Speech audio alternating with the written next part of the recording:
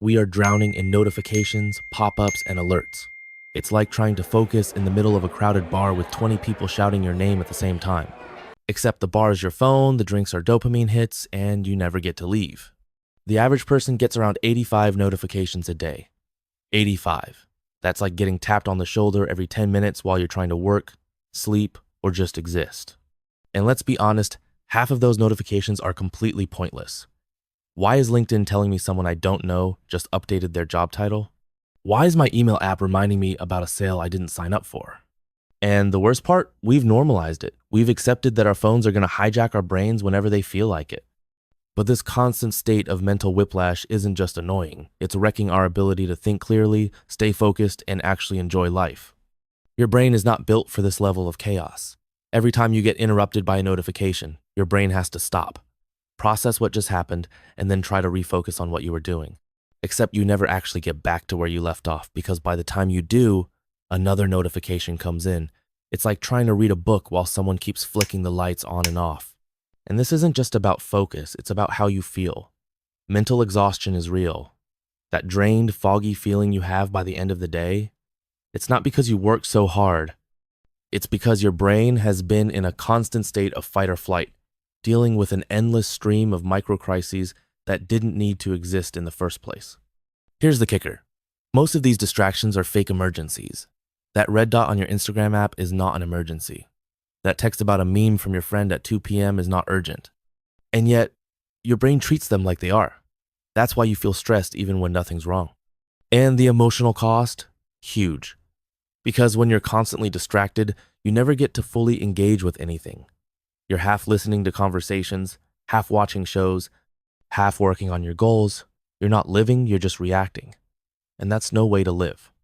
Why we're wired to be distracted? Okay, so why are we like this? Why do we know it's bad for us, but still compulsively reach for our phones every time they buzz? Blame dopamine. Every time you get a notification, your brain releases a little hit of dopamine, the same chemical involved in addiction.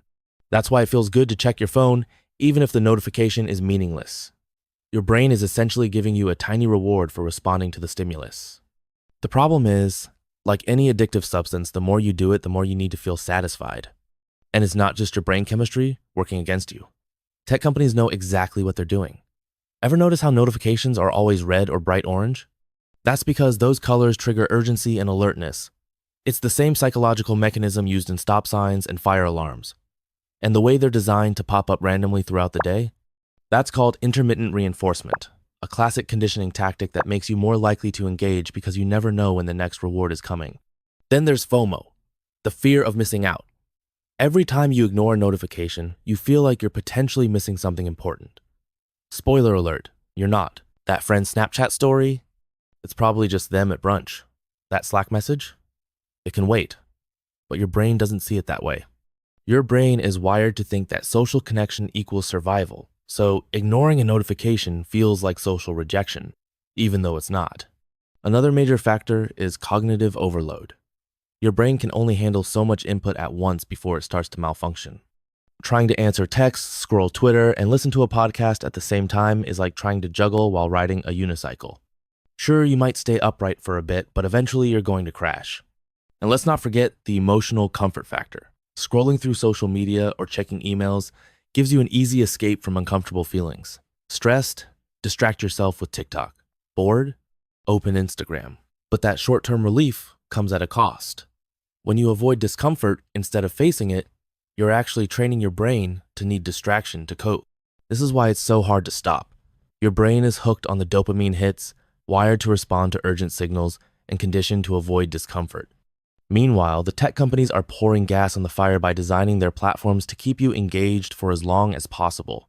It's not you, it's the system. But that doesn't mean you're powerless. Alright, so now that you know why you're constantly distracted, let's talk about how to fix it. The good news is you don't need to throw your phone into the ocean or go live in a cabin in the woods to reclaim your focus. You just need to start setting boundaries, because right now, your phone is running your life, not the other way around. First, turn off non-essential notifications. This sounds obvious, but most people never actually do it. Go into your settings and turn off notifications for everything except actual communication from real people. No one needs to know the second someone likes their post or follows them. And honestly, Do you need Amazon updates about a package you already know is arriving tomorrow? Probably not. Be ruthless here. Your peace of mind is worth more than instant updates. Next, set do not disturb or focus times during the day. Create windows where your phone is completely silent and distraction-free. The key is to let the important people in your life know when these windows are happening, so they don't think you're ignoring them. The rest of the world can wait. You're not a 24-hour convenience store. Batch your screen time. Instead of checking your phone every 5 minutes, set specific times to go through your messages, emails, and social media. For example, you could decide to check your phone for 10 minutes every 2 hours. This stops the constant drip of dopamine hits and helps retrain your brain to focus for longer periods. Switch your phone to grayscale mode. This is a psychological trick that works better than you'd think. Removing color makes your phone way less visually stimulating, which reduces the urge to check it compulsively. Suddenly, your Instagram feed looks a lot less appealing when it's in black and white. Single tasking is your new best friend. Multitasking is not a flex, it's a scam. Your brain is not built to do multiple things at once. When you try to work while also answering texts and checking Instagram, you're not actually doing 3 things. You're doing one thing very badly. Close the extra tabs, put your phone face down, and focus on one thing at a time. You'll be shocked at how much more you get done. The hardest part of this is the initial withdrawal. When you cut back on notifications and distractions, your brain is going to fight back. You'll feel antsy, your hand will twitch toward your phone. That's normal. Your brain is essentially detoxing from dopamine overload. Ride it out. After a few days, you'll notice that your mental clarity and focus start coming back. And that's when the real magic happens. Building a distraction-free lifestyle. Now that you've got the tools to fight distraction, it's time to build a system that actually supports long-term focus. Think of it like setting up mental guardrails. You want to create an environment where it's harder to get distracted and easier to stay focused. Step 1. Digital decluttering. Go through your phone and delete any app you haven't used in the last month. If you wouldn't miss it, it doesn't need to be there.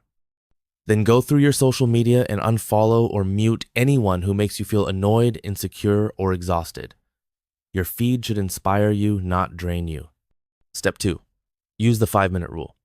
If you feel the urge to check your phone, tell yourself to wait 5 minutes. Most of the time, the urge will pass. This is called impulse control, and it's a muscle you can strengthen. The more you practice delaying gratification, the easier it gets to resist distractions. Step 3. Create tech-free zones. Your bedroom should be a no-phone zone. Seriously. Sleep and screen time do not mix. Keep your phone out of reach at night and invest in an actual alarm clock if you need to. The dinner table is another great tech-free zone. It's hard to connect with people when you're both staring at your phones between bites of pasta. Step 4. Build mindfulness into your day. Mindfulness is basically the opposite of distraction. Try setting aside 5 minutes a day to sit quietly, breathe deeply, and just let your mind settle. No phone, no music, no distractions. This trains your brain to stay present instead of constantly reaching for stimulation. And if meditation isn't your thing, try mindful walking or stretching. The point is to practice focusing on the present moment. Step 5. Reward focus, not scrolling. After you finish a focused work session, give yourself a real reward. Something you actually enjoy, a walk outside, a snack, or even just sitting and relaxing for a few minutes. Don't reward yourself with screen time. That's like trying to quit smoking by rewarding yourself with a cigarette. The goal here isn't to eliminate distraction entirely. That's impossible. The goal is to control your environment so that distractions aren't constantly controlling you.